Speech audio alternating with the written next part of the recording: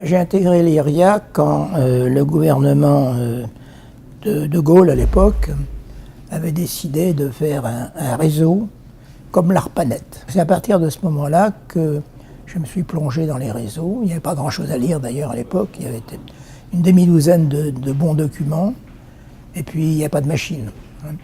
Donc il fallait démarrer avec des machines style C2I, qui tiennent ce surface entre ici et le mur, et donc avec à peu près aucun logiciel destiné au réseau, et puis assez peu de gens qui les maîtrisaient au plan technique.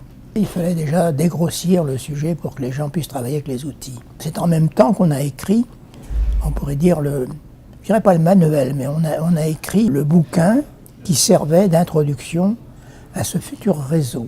Et ça a été très réussi parce que, à l'époque, personne n'était capable de parler de réseau en dehors de gens assez avancés. C'est deux fascicules imprimés par l'IRIA qui étaient ce dont les gens pouvaient parler sans avoir besoin de connaissances techniques. C'est ça qui a servi d'introduction au réseau en France. Au bout d'un an, je me suis aperçu que la plupart des gens qui parlaient au nom de l'État ou d'institutions racontaient ce qu'il y avait dans ce résumé, quoi. Sans jamais nous citer d'ailleurs.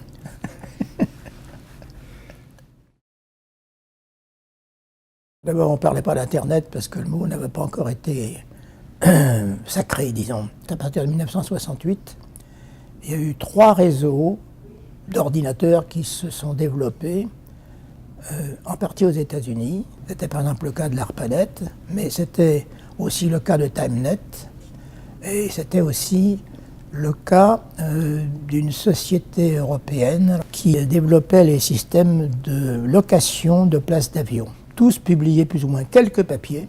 ARPANET était le plus riche parce que c'était du travail universitaire et financé. Les autres, c'était commercial. Les gens qui écrivaient ça étaient aussi des gens qui avaient le talent pour écrire. Ce n'étaient pas des papiers sales de techniciens, c'était vraiment des papiers, pour dire, faciles à lire. Entre 63 et 65, j'étais au MIT. Donc là, j'ai connu en fait les mêmes que j'ai connus après. Les techniciens ou profs ou responsables de compagnies qui en fait dirigeaient à l'époque ou créaient ces réseaux de l'époque. En 71, je crois, ou 72, je suis allé les voir les uns après les autres, quoi, pour avoir leur avis. Donc j'avais une très bonne connaissance de ce qu'ils voulaient faire, quoi. Et quand je leur disais qu'on allait faire un réseau comme l'ARPANET, ils n'y croyaient pas.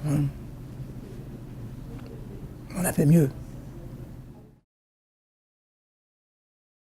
Quand on commence des projets comme ça, les délais ou les performances qui sont dans la tête de tout le monde, c'est quand est-ce que ça va marcher.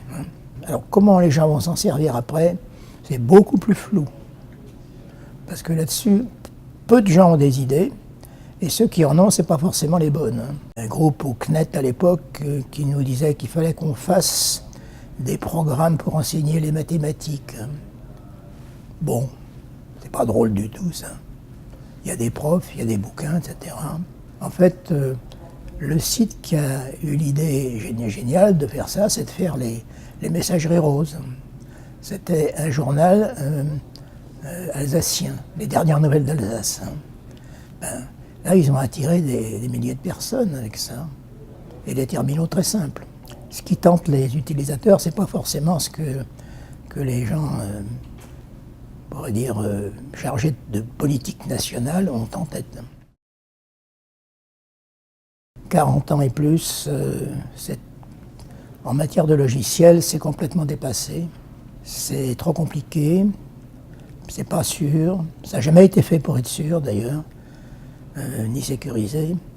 Donc il serait grand temps de refaire ça. Le problème qu'on rencontre depuis au moins 15 ans, c'est que les financiers, enfin les États-Unis, c'est-à-dire le département de la Défense, et après celui du commerce, étaient opposés à ce que l'Internet évolue sous le contrôle des non-européens, des non-américains, je veux dire.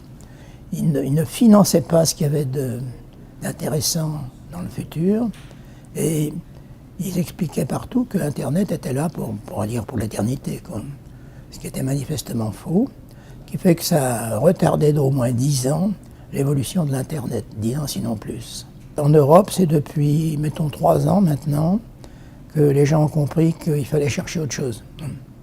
Et ça tombait bien parce qu'il y avait déjà un projet qui avait commencé en 2009, qui était RINA. Un projet conçu par un Américain qu'on connaissait bien, parce qu'il avait travaillé dans l'ARPANET. Il avait imaginé un système beaucoup plus simple, beaucoup plus sûr, qui apparaît aujourd'hui comme beaucoup plus rapide à réaliser et à vérifier, parce que la vérification d'un logiciel aujourd'hui, c'est pas de la tarte, il faut beaucoup de gens et il reste toujours des erreurs. Donc il en faut de moins en moins. L'Europe bouge un petit peu, je dirais, grâce à l'Union européenne, à la Commission Europe, qui depuis 2 ans a commencé à financer sérieusement des études sur le futur de l'Internet. Avant, c'était du saupoudrage. Un peu par-ci, un peu par-là, sur beaucoup de contrats de type universitaire. Et donc, ça donnait de quoi financer des gens qui faisaient les doctorats. Mais ça ne finançait pas une avance dans la technologie. Il n'y a pas vraiment en France d'enthousiasme pour les réseaux en ce moment. C'est comme ça. On a mieux l'intelligence artificielle, le big data, tout ce que vous voulez, qui sont à la mode. Et du même coup, il y a moins d'intérêt pour les réseaux. Mais cela dit, je pense que la France est parfaitement capable de se poser à un bon niveau. C'était le cas d'ailleurs quand Giscard a fichu en l'air toutes les recherches qu'on faisait. On était quand même placé au niveau des Américains. Depuis, on n'existe plus. C'est toujours du long terme, la recherche. Alors, ça ne peut pas être très bon tant qu'il n'y a pas de volonté nationale, qui généralement est exprimée par les ministères chargés de la recherche, ou éventuellement par des lobbies industriels, qui n'existent pas tellement en France d'ailleurs. Il y a des budgets européens qui sont quand même substantiels. En tout cas pour les réseaux, on pourrait dire qu'ils ont presque multiplié par 10 depuis 3 ans l'argent qui est consacré aux recherches de réseaux et les applications des réseaux. Ça permet d'avancer. Mais tant qu'il n'y a pas cette volonté à un certain niveau, pour nous maintenant c'est au niveau européen, eh bien en fait ça traîne, ça n'avance pas, Ce qui me satisfait le plus, c'est que ça marche. Maintenant, que ce soit célèbre ou non, ça pour moi c'est assez secondaire. J'aime pas trop qu'on me pique le boulot sans le dire, mais de toute manière, je sais que tout disparaît un jour, donc il ne faut pas se fatiguer trop. Ce qui est intéressant, c'est de faire ce qu'on fait.